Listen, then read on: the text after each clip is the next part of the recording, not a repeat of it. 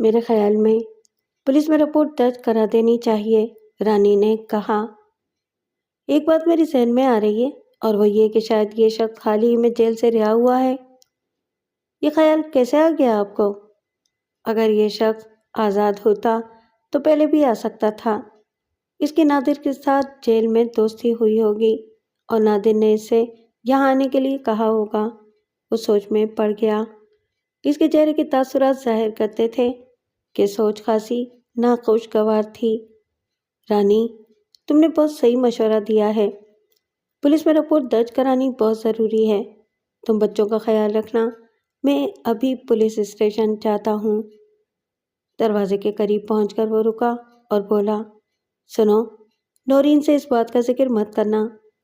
Police station پر نذیر شاہ کا واسطہ ایک بیزار سے ASI سے پڑا۔ اس نے نذیر شاہ سے کہا، جناب، جو کچھ آپ نے بتایا وہ قابل دست اندازی پولیس نہیں ہے، لیکن اب تو آپ لوگ بحث کرتے ہیں، مجبوریوں کو سمجھنے کی کوشش ہی نہیں کرتے۔ میاں صاحب، پہلی بات تو یہ ہے کہ آپ کو بندے کا نام ہی معلوم نہیں، پرچہ کس کے خلاف چاک کریں، اور دوسری بات آپ یہ کہتے ہیں کہ آپ نے اس کی شکل ہی نہیں دیکھی۔ میں نے آپ کو بتایا تو ہے کہ میرے منشی نے اس کی شکل دیکھی ہے۔ میاں صاحب، آپ بھی کمال کرتے ہیں۔ منشی نے شکل دیکھی کریم مارکیٹ میں اور آپ پرچہ کٹوانے آئے ہیں نازم آباد؟ وہ ہمارا علاقہ ہی نہیں ہے۔ اور دوسری بات یہ ہے کہ ملزم نے آپ کو کوئی دھمکی نہیں دی، یہ آپ کے اپنے بیان سے ثابت ہے۔ آپ ہی بتائیں کہ ملزم پر ہم کون سی دفعہ لگائیں؟ دراصل اس شخص کا رویہ بہت پراسرار تھا۔ رویہ تو آپ کا بھی بہت پراسرار ہے، لیکن پراسرار رویے پر کوئی دفعہ نہیں لگ سکتی۔ آپ سگریٹ کون سا پیتے ہیں؟ نذیر شاہ نے جیب سے گولڈ فلیک کا ایک پیکٹ نکال کر ASI کی طرف بڑھا دیا۔ اس نے پیکٹ لے لیا، ایک سگریٹ نکال کر منہ میں دبایا، باقی سگریٹوں کی گنتی کی اور جیب سے ماچس نکالتے وقت پیکٹ جیب میں ڈال لیا۔ بات یہ ہے نذیر شاہ کہ میں اس معاملے میں ذاتی طور پر دلچسپی لے سکتا ہوں۔ ذاتی طور پر؟ آپ کس طرح دلچسپی لے سکتے ہیں؟ میاں صاحب، اشارہ سمجھنے کی کوشش کریں۔ سگریٹ کے آدھے پیکٹ میں اتنی ہی باتیں ہو سکتی تھیں۔ آپ خود سوچیں، آدمی سگریٹوں کے علاوہ بھی بہت کچھ کھاتا پیتا ہے۔ نذیر شاہ نے جیب سے بٹوا نکالا اور میں اس کے نیچے ہی نیچے کارروائی مکمل کر ڈالی۔ ہاں تو میاں صاحب، اب آپ شروع سے ساری بات بتائیں۔ نذیر شاہ نے ایک بار پھر تفصیل بتائی۔ ASI نے ایک نمبر ملایا اور رابطہ ملنے کے بعد بولا، ہاں بھائی نظام الدین، کیا ہو رہا ہے؟ سنا ہے کہ تم لوگ خطرناک بندے بھی چھوڑ دیتے ہو۔ او بابا، یہ لوگ باہر جا کر پبلک کو پریشان کرتے ہیں۔ نام معلوم نہیں ہے؟ حلیہ اس کا یہ ہے کہ چہرہ تیزاب سے جلا ہوا ہے، بڑی ڈراؤنی شکل ہے۔ بچے دیکھ کر ڈر جاتے ہیں۔ کیا اس حلیے کا کوئی بندہ جیل میں بند تھا؟ اگر تھا تو کب چھوٹا؟ وہ کچھ دیر تک دوسری طرف کی بات سنتا رہا اور پھر بولا، کیا نام تھا اس کا؟ اچھا، پہلے اندھا تھا، اب آنکھیں لگ گئیں، پھر تو وہ بہت فائدے میں رہا۔ کمال ہو گیا، یہ سارے پھانسی پانے والے ایسے کام کر جائیں تو سیدھے جنت میں جائیں۔ وہ کچھ دیر دوسری طرف کی باتیں سنتا رہا، پھر فون بند کرنے کے بعد نذیر شاہ سے مخاطب ہوا، میاں صاحب، آپ کو جیل جانا پڑے گا۔ مجھے جیل جانا پڑے گا؟ نذیر شاہ حیرت سے اس کا منہ تکنے لگا۔ میں نے کیا قصور کیا ہے؟ او جناب، ایک تو آپ لوگ ہماری زبان نہیں سمجھتے۔ میرا مطلب یہ ہے کہ آپ جیل میں جا کر نظام الدین سے مل لیں، وہ آپ کو کالے منہ والے کے بارے میں ساری بات سمجھا دے گا۔ لیکن مجھے تو تحفظ کی ضرورت ہے۔ میاں صاحب، بندے کا نام پتہ تو معلوم کر لیں، پھر ہمارے پاس آئیں اور نظام الدین کے علاوہ کسی سے بات نہ کریں۔ بڑا بندہ نواز قسم کا بندہ ہے، بس تنخواہ بیچارے کی بہت تھوڑی ہے۔ جانے سے پہلے اپنا بٹوا چیک کر لیں۔ نذیر شاہ نے برا سا منہ بنایا اور اٹھ کر جانے لگا۔ بٹوا تو آپ نے ہی ہلکا کر دیا ہے۔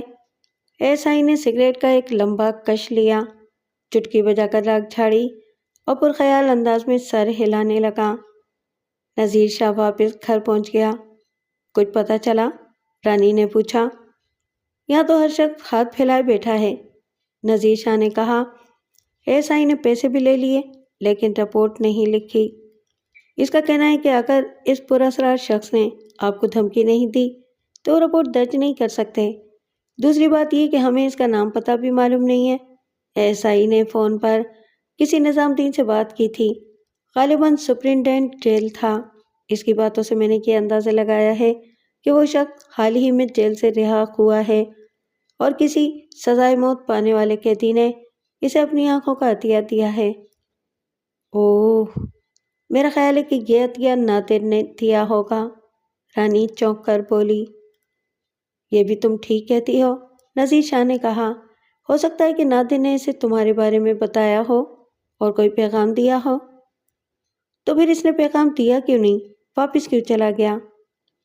عین ممکن ہے کہ وہ نادر کی کوئی امانت تم تک پہنچانا چاہتا ہو، نذیر شاہ نے کہا۔ وہ اس معاملے کا کوئی روشن پہلو تلاش کرنے کی کوشش کر رہا تھا۔ نادر خالی ہاتھ تو نہیں ہوگا، اس کے پاس کچھ نہ کچھ تو ضرور ہوگا۔ اس کا مطلب یہ ہے کہ نادر کا یہ دوست فی الحال تمہارا پتہ معلوم کرنے آیا تھا۔ نذیر شاہ اس قسم کی قیاس آرائیاں کرتا رہا مگر اس کا دل مطمئن نہیں تھا۔ 2 ہفتے بعد پبلک ریلیشنز آفیسر نورین کے فون کی گھنٹی بجی۔ نورین نے کاروباری انداز میں فون اٹھا کر اپنا تعارف کرایا۔ جب اس نے دوسری طرف کی آواز سنی تو بری طرح چونک گئی۔ اوہ شاہد صاحب، آپ؟ اس نے بے اختیار ہو کے کہا۔ آپ کب؟ اس نے اپنی بات ادھوری چھوڑ دی۔ میں چند ہفتے پہلے رہا ہوا ہوں، شاہد خان نے اس کے ادھورے سوال کا جواب دیا۔ شاہد صاحب، میں نے یہ سوچنا شروع کر دیا تھا کہ آپ نے مجھے بھلا دیا ہے، نورین نے کہا۔ اس سانحے کے بعد میں نے آپ سے ملنے کی بہت کوشش کی مگر آپ کے گھر والوں نے ہمیشہ انکار کر دیا۔ نورین، میں نے خود ہی تم سے دوری اختیار کر لی تھی۔ میں نے سوچا کہ ایک اندھا اور بدصورت شخص تمہاری رفاقت کے قابل نہیں ہو سکتا۔ شاہد صاحب، میں نے آپ کی دولت یا شکل سے محبت نہیں کی تھی۔ اگر میں ایسی ہوتی تو اب تک شادی کر چکی ہوتی۔ کیا واقعی تم نے آج تک شادی نہیں کی؟ جب تک میری انگلی میں منگنی کی انگوٹھی موجود ہے میں آپ کا انتظار کرتی رہوں گی۔ کیا آپ مجھ سے ملنے نہیں آئیں گے؟ نورین، اب تمہیں زیادہ انتظار نہیں کرنا پڑے گا۔ میں نے تمہیں ایک خوشخبری سنانے کے لیے فون کیا ہے، مجھے نئی آنکھیں مل گئی ہیں۔ سچ؟ نورین کی آنکھیں چمکنے لگیں۔ ہاں، اب میں تمہارا خوبصورت چہرہ دیکھ سکتا ہوں لیکن تمہیں مزید 6 مہینے تک انتظار کرنا پڑے گا۔ میں اگلے ہفتے ایک پرائیویٹ کلینک میں داخلہ لے رہا ہوں جہاں تقریباً 6 مہینے تک میرے چہرے پر اسکن گرافٹنگ ہوگی۔ اس کے بعد میرا چہرہ اپنی اصلی حالت پر آ جائے گا۔ شاہد صاحب، کیا آپ سمجھتے ہیں کہ میں آپ کا موجودہ چہرہ دیکھ کر گھبرا جاؤں گی؟ میری چندہ، میں تمہاری ہمت کی آزمائش نہیں کرنا چاہتا۔ جہاں تم نے 7 سال انتظار کیا ہے وہاں 7 مہینے اور کر لو۔ ابھی مجھے اپنی آنکھوں کا قرضہ بھی چکانا ہے۔ کون سا قرضہ؟ کچھ نہیں، یوں ہی ایک بات منہ سے نکل گئی تھی۔ اچھا، خدا حافظ۔ فون بند کرنے کے بعد نورین کے ہونٹوں پر خوشگوار مسکراہٹ پھیل گئی۔ نذیر شاہ نے حفظ ماں تقدم کے طور پر اپنا 22 بور کا ریوالور اپنے پاس رکھنا شروع کر دیا تھا۔ 1.5 ہفتے تک وہ خاصا خوفزدہ رہا لیکن 15-16 روز گزرنے کے بعد وہ کسی قدر مطمئن ہو گیا کیونکہ پراسرار اجنبی کی شکل دوبارہ نظر نہیں آئی تھی۔ ہفتے کی صبح وہ حسب معمول تیار ہونے سے پہلے اخبار دیکھ رہا تھا۔ اس وقت صبح کے 8 بجے تھے اور گھر میں اس کے سوا کوئی نہیں تھا۔ نورین اپنی کمپنی کی گاڑی میں دفتر چلی گئی تھی اور رانی بچوں کو اسکول چھوڑنے گئی ہوئی تھی۔ اچانک نذیر شاہ کو یوں محسوس ہوا جیسے کوئی باورچی خانے میں داخل ہوا ہو۔ اس نے سر گھما کر کندھے کے اوپر سے دروازے کی طرف دیکھا۔ اس لمحے کوئی چیز اس کی ٹانگوں سے مس ہوئی۔ وہ بری طرح چونک گیا اور لاشعوری طور پر کھڑا ہو گیا، لیکن جب اس نے نیچے دیکھا تو وہاں ثانیہ کی پالتو بلی تھی۔ وہ اپنی بدحواسی پر نادم ہوا اور دوبارہ کرسی پر بیٹھ کر اخبار دیکھنے لگا۔ تبھی سے عقب میں کسی کے مدھم قدموں کی آواز سنائی دی۔ اس نے سر گھما کر دیکھا تو اوور کوٹ اور فلیٹ ہیٹ میں ملبوس ایک خوفناک شخص کو اندر داخل ہوتے ہوئے دیکھا۔ یہ وہی شخص تھا جس کے بارے میں منشی اور بچوں نے بتایا تھا۔ نذیر شاہ نے اخبار کو ایک طرف اچھال دیا اور تکیے کے نیچے سے ریوالور نکالنے کے لیے آگے بڑھا۔ نوارد اس کا ارادہ بھانپ کر تیزی سے آگے بڑھا اور نذیر شاہ کا کالر پکڑ کر پیچھے کھینچ لیا۔ وہ پھرتی سے آگے بڑھا اور تکیے کے نیچے سے ریوالور نکال لیا۔ ریوالور کی تمہیں نہیں، مجھے ضرورت ہے، اس نے کہا۔ کون ہو تم؟ نذیر شاہ نے کپکپاتی آواز میں پوچھا۔ میرا نام شاہد ہے، میں اس مظلوم لڑکی کے بھائی کا دوست ہوں جسے تم نے 10,000 روپے میں خریدا تھا۔ نادر راجہ اس کا نام تھا۔ اس نے تمہاری تلاش میں اپنی زندگی کے 13 سال ضائع کر دیے، لیکن جب وہ تمہارے قریب پہنچا تو قسمت نے یاوری نہیں کی اور وہ قانون کی گرفت میں آ گیا۔ مجھے سب کچھ معلوم ہے، نذیر شاہ نے کہا۔ میری بات آرام سے سنو۔ میں نے اس کی بہن کے ساتھ کوئی زیادتی نہیں کی، وہ میری… خاموش، شاہد خان کھٹایا۔ میں تمہاری تقریر سننے نہیں آیا، میرے پاس زیادہ وقت نہیں ہے اور میں تمہیں بے خبری میں بھی مار سکتا تھا، لیکن میرے موثر نے کہا تھا کہ تم پر فرد جرم عائد کرنے کے بعد کارروائی کروں۔ جو میرے چہرے پر آنکھیں دیکھ رہے ہو، یہ نادر راجہ کی آنکھیں ہیں، اس نے کہا۔ اس کی آنکھیں میری نگرانی کرتی رہیں گی۔ نگرانی سے یاد آیا کہ ہم نے آپس میں ایک سودا کیا تھا۔ میں اندھا تھا، اس نے مجھے آنکھیں دیں اور ان آنکھوں کے بدلے تمہارے قتل کا معاہدہ کیا۔ نذیر شاہ نے 2-3 بار بولنے کی کوشش کی مگر شاہد نے اسے ڈانٹ کر چپ کرا دیا۔ میری ایک بات کا جواب دو، اس نے کہا۔ کیا تم نے رحیم خان کو رانی کے عوض 10,000 روپے دیے تھے؟ میں نے اسے 10,000 روپے دیے تھے، لیکن شٹ اپ۔ شاہد خان نے ریوالور نذیر شاہ کی کنپٹی سے لگایا اور فائر کر دیا۔ نذیر شاہ کرسی پر ڈھیر ہو گیا۔ شاہد خان نے ریوالور کو رومال سے اچھی طرح صاف کیا، پھر اسے نذیر شاہ کی بے جان مٹھی میں دبایا تاکہ اس پر اس کی انگلیوں کے نشان نہ ثبت ہو جائیں۔ اس کے بعد ریوالور کو قالین پر پھینک دیا اور خاموشی سے باہر نکل گیا۔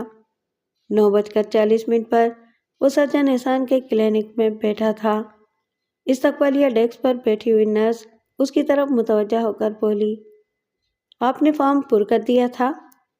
ہاں، میں نے 1 ہفتہ پہلے فارم پر کر دیا تھا۔ آپ کا اسم شریف؟ محمد عاصم، شاہد خان نے جواب دیا۔ نرس نے میز پر رکھے ہوئے کاغذات میں سے ایک فارم نکالا، اس کا سرسری معائنہ کیا، پھر اٹھتی ہوئی بولی، آئیے میرے ساتھ، میں آپ کو آپ کے کمرے میں پہنچا دیتی ہوں۔ شاہد خان عرف محمد عاصم اٹھ کر اس کے پیچھے ہو لیا۔ اس وقت وہ چاکلیٹی رنگ کے سوٹ میں ملبوس تھا۔ اس کے چہرے کو دیکھ کر ہرگز یہ احساس نہیں ہوتا تھا کہ اس نے تھوڑی دیر پہلے ایک آدمی کو قتل کیا تھا۔ چونکہ وہ ایک دفعہ قتل کے الزام میں سزا بھگت چکا تھا، اس لیے وہ اس دفعہ کوئی حماقت نہیں کرنا چاہتا تھا۔ اس نے سارا کام پوری منصوبہ بندی کے ساتھ کیا تھا۔ نام کی تبدیلی بھی اسی منصوبہ بندی کا ایک حصہ تھی۔ وہ نہایت احتیاط سے نذیر شاہ کے گھر میں داخل ہوا تھا۔ یہ اس کی خوش قسمتی تھی کہ اس وقت گھر میں کوئی نہیں تھا، لیکن اگر کوئی ہوتا بھی تو کوئی فرق نہیں پڑتا، کیونکہ جب 6 مہینے بعد وہ احسان کلینک سے باہر نکلے گا تو وہ بالکل بدلا ہوا انسان ہوگا۔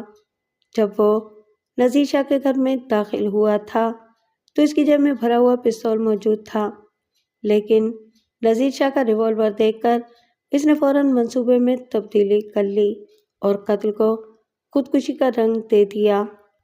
جس وقت شاہد احسان کلینک کے اسپیشل روم میں داخل ہو رہا تھا، اس وقت نذیر شاہ کے گھر میں کوہرام مچا ہوا تھا۔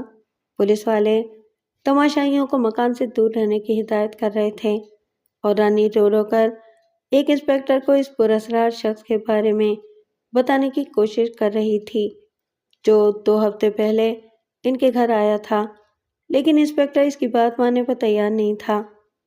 بیگم صاحبہ، یہ قتل کی واردات نہیں ہے، اس نے کہا۔ یہ ریوالور آپ کے شوہر کا ہے، اور گولی کنپٹی پر چلائی گئی ہے۔ یہ کیسے ممکن ہے کہ کوئی اجنبی گھر میں داخل ہوا ہو اور آپ کے شوہر نے مزاحمت کرنے کے بجائے اپنے ریوالور کو اس کے ہاتھ میں دے دیا ہو؟ میں کیسے یقین کر لوں؟ رانی نے کہا۔ صبح جب میں بچوں کو اسکول چھوڑنے گئی تھی تو وہ بالکل ٹھیک ٹھاک تھے۔ میں نے ان کے منہ سے کوئی ایسی بات نہیں سنی جس سے یہ اندازہ ہوتا ہو کہ وہ اپنی زندگی ختم کرنے والے ہیں۔ آپ نے خود ہی تو بتایا تھا کہ وہ کچھ دنوں سے پریشان تھے اور ہر وقت بھرا ہوا پستول اپنے پاس رکھتے تھے۔ ہو سکتا ہے انہوں نے اپنی پریشانیاں ختم کرنے کا فیصلہ کر ڈالا ہو۔ بہرحال یہ ریوالور فنگر پرنٹ بیورو کو بھیج رہا ہوں۔ اگر اس پر آپ کے شوہر کی انگلیوں کے نشانات ہوئے تو یہ خودکشی کا کیس ہوگا۔ رانی کو یقین تھا کہ اس کے شوہر کو قتل کیا گیا ہے، لیکن اس کے پاس اس بات کا کوئی ثبوت نہیں تھا۔ ایک ہفتے بعد انسپکٹر نے اسے بتایا کہ ریوالور پر اس کے شوہر کی انگلیوں کے نشانات کے علاوہ کوئی دوسرے نشانات نہیں پائے گئے، لہٰذا انہوں نے خودکشی کی رپورٹ درج کر کے کیس داخل دفتر کر دیا ہے۔ 7 ماہ بعد ایک خوش شکل اور اسمارٹ شاہد خان احسان کلینک سے کمرہ استقبالیہ میں بیٹھا تھا اور ہنس کر نرس سے باتیں کر رہا تھا۔ تھوڑی دیر بعد چپراسی نے اندر آ کر بتایا کہ نورین نامی خاتون نیچے کار میں اس کا انتظار کر رہی ہیں۔ شاہد خان نے نرس کو ایک موٹی ٹپ دی اور اٹھ کر سیڑھیوں کی طرف بڑھ گیا۔ تھوڑی دیر پہلے جب اس نے نورین کو فون کیا تھا تو اسے کار میں ہی انتظار کرنے کی ہدایت کی تھی، کیونکہ کلینک کے اندر وہ شاہد خان نہیں، محمد عاصم تھا۔ نورین کی اوپل کار سیڑھیوں کے سامنے ہی کھڑی تھی۔ شاہد خان پیسنجر سیٹ کا دروازہ کھول کر اندر بیٹھ گیا۔ دونوں چند لمحوں تک سکتے کے عالم میں ایک دوسرے کی طرف دیکھتے رہے۔ نورین نے جب بات کی تو اس کے ہونٹ کپ کپانے لگے۔ یقین نہیں آتا کہ یہ آپ ہی ہیں، اس نے کہا۔ شاہد خان نے اس کے ہاتھ پر ہاتھ رکھ دیا اور بولا، مجھے بھی یقین نہیں آتا کہ یہ میں ہوں۔ تم کیسی ہو؟ میں بہت خوش ہوں۔ آپ کو پا کر مجھے ساری دنیا کی خوشیاں مل گئی ہیں۔ نورین، تم پہلے سے کچھ کمزور نظر آ رہی ہو۔ 7.5 سال تک انتظار کیا ہے تمہارا، نورین نے اچانک کہا۔ کمزور تو ہونا ہی تھا۔ اچانک وہ سنجیدہ ہو گئی۔ اس کے علاوہ ہمارے گھر میں ایک سانحہ پیش آ گیا تھا۔ کیسا سانحہ؟ اس کے بارے میں پھر کبھی بتاؤں گی۔ اس خوشی کے موقع پر اس کا ذکر کرنا مناسب معلوم نہیں ہوتا۔ جیسے تمہاری مرضی، کہاں چلیں؟ فی الحال تو میں ایک مسافر کی طرح ہوں۔ میں آپ کو گھر لے جانے کے لیے آئی ہوں۔ میں نے اپنی امی کو آپ کے بارے میں بتا دیا ہے، وہ آپ کا انتظار کر رہی ہیں۔ نورین نے انجن اسٹارٹ کر کے کار کو گیئر میں ڈال دیا۔ راستے میں وہ باتوں میں ایسے محو ہوئے کہ وقت اور فاصلے کا کچھ پتہ نہیں چلا۔ جب ان کی کار گلشن کے ایک بنگلے کے سامنے پہنچ گئی تو شاہد خان پوری طرح چونک گیا۔ یہ وہی بنگلہ تھا جس میں اس نے نذیر شاہ کو قتل کیا تھا۔ نورین نے انجن بند کر دیا اور باہر نکل کر اطلاعی گھنٹی بجائی۔ ارے آپ ابھی تک بیٹھے ہیں؟ اس نے شاہد خان کی طرف دیکھ کر کہا۔ آئیے نا۔ شاہد خان دروازہ کھول کر باہر آ گیا۔ اس نے سوچا، ہو سکتا ہے نورین کے گھر والوں نے حال ہی میں یہ مکان کرائے پر لیا ہو، لیکن جس بچے نے دروازہ کھولا وہ بھی جانا پہچانا تھا۔ شاہد خان اس سے بات کر چکا تھا۔ گھبراہٹ اور خوف نے اچانک اسے اپنی گرفت میں لے لیا۔ وہ نورین کی رہنمائی میں ڈرائنگ روم میں پہنچ گیا اور آنکھیں پھیلا کر چاروں طرف دیکھنے لگا۔ یہ میری امی ہیں، اس کے کانوں میں نورین کی آواز آئی۔ میری چھوٹی امی، ویسے میں انہیں رانی باجی کہتی ہوں۔ شاہد خان نے خالی نظروں سے اس خاتون کی طرف دیکھا جسے نورین نے رانی باجی کہا تھا۔ وہ نورین سے 5-6 سال بڑی لگتی تھی۔ رانی، شاہد خان نے خود کلامی کے انداز میں کہا۔ نادر کی بہن رانی۔ یہ اچانک آپ کو کیا ہو گیا ہے؟ کون سی رانی کی بات کر رہے ہیں آپ؟ بھائی کا نام سن کر رانی کا رنگ ایک دم سفید پڑ گیا۔ پھر وہ سنبھلتی ہوئی بولی، نورین، تم ذرا باورچی خانے میں جاؤ، ہانڈی چولہے پر رکھی ہے، جل نہ جائے۔ نورین بھی سمجھ گئی کہ معاملہ کچھ پیچیدہ ہے۔ وہ چپکے سے باہر چلی گئی۔ رانی نے دروازہ بند کر دیا اور بولا، تم نے نادر کا نام لیا ہے، تم اسے کیسے جانتے ہو؟ میں آدھا نادر ہوں۔ یہ میرے چہرے پر جو آنکھیں تم دیکھ رہی ہو، یہ تمہارے بھائی کی آنکھیں ہیں۔ اس نے مرنے سے پہلے اپنی آنکھیں مجھے عطیہ کر دی تھیں۔ رانی نے گہرا سانس لیا۔ اوہ، تو تم تھے وہ جو اوور کوٹ اور ہیٹ میں ہمارے گھر آئے تھے۔ اس وقت تو تمہارا چہرہ، میں نے اسکن گرافٹنگ سے چہرہ ٹھیک کروا لیا ہے۔ اس کا مطلب یہ ہے کہ تم نورین کی وجہ سے یہاں آئے تھے۔ میرے شوہر تمہاری وجہ سے سخت خوفزدہ ہو گئے تھے، اور وہ پولیس انسپکٹر ٹھیک ہی کہتا تھا۔ نذیر شاہ تمہارے شوہر تھے؟ ہاں، اگرچہ ہماری ملاقات انتہائی عجیب حالت میں ہوئی تھی، لیکن وہ بہت نفیس انسان تھے۔ انہوں نے مجھے ایک درندے کے چنگل سے چھڑایا، تعلیم دلائی اور باعزت طریقے سے شادی کر کے میرا سر فخر سے اونچا کر دیا۔ نورین ان کی پہلی بیوی کی اولاد ہے۔ اس کا بھائی امریکہ میں رہتا ہے۔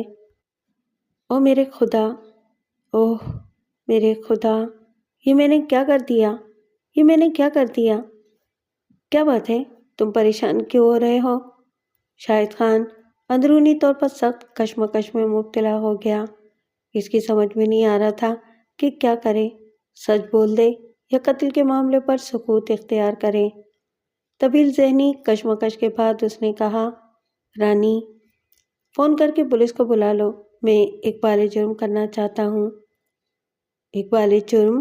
رانی نے گھبرا کر پوچھا، کیا کیا ہے تم نے؟ تمہارے بھائی نے میرے ساتھ ایک سودا کیا تھا، شاہد خان نے کہا، اور ساری تفصیل قتل تک کی بیان کر دی۔ میں تمہارا اور نورین کا اور تمہارے بچوں کا مجرم ہوں۔ رانی نے دونوں ہاتھوں سے منہ چھپا لیا اور دیر تک چپ بیٹھی رہی۔ بالآخر اس نے چہرے سے ہاتھ ہٹائے اور بولی، مجرم تم نہیں، میرا بھائی تھا۔ اس نے بچپن میں مجھے باپ سے محروم کیا اور اب ادھیڑ عمری میں شوہر سے محروم کر دیا ہے۔ وہ اپنی سزا بھگت چکا ہے۔ جہاں تک تمہارا تعلق ہے، میں تمہیں کبھی معاف نہیں کر سکتی۔ قتل کی صورت میں قصاص یعنی جان کے بدلے جان اور خون کے بدلے خون بہا لیا جاتا ہے۔ اپنے شوہر کی قانونی وارث ہونے کی وجہ سے میں خون بہا کا تعین کرنے کا حق رکھتی ہوں۔ کیا تم خون بہا دینے کے لیے تیار ہو؟ میں حاضر ہوں۔ شاہد خان کی آنکھیں جھکی ہوئی تھیں۔ تم جو رقم تجویز کرو میں وہ دینے کے لیے تیار ہوں۔ رقم کے علاوہ بھی بہت کچھ تجویز کیا جا سکتا ہے، رانی نے کہا۔ میں سمجھا نہیں۔ تم نے میری بیٹی نورین کو باپ کے سائے سے محروم کیا ہے، اب تمہیں خون بہا کے طور پر اسے تحفظ فراہم کرنا ہوگا، یعنی اس کے ساتھ شادی کرنا ہوگی۔ کیا واقعی؟ ہاں، تمہارے بغیر نورین ساری عمر کنواری بیٹھی رہے گی۔ میں نہیں چاہتی کہ تمہیں پولیس کے حوالے کر کے اسے دوہری محرومی کا شکار بناؤں، اور دوسری بات یہ ہے کہ آج کے بعد تم نہ نادر کا ذکر کرو گے اور نہ اپنے جرم کا۔ شاہد خان کو یوں محسوس ہوا جیسے اس کے کندھوں سے بہت بڑا بوجھ اتر گیا ہو۔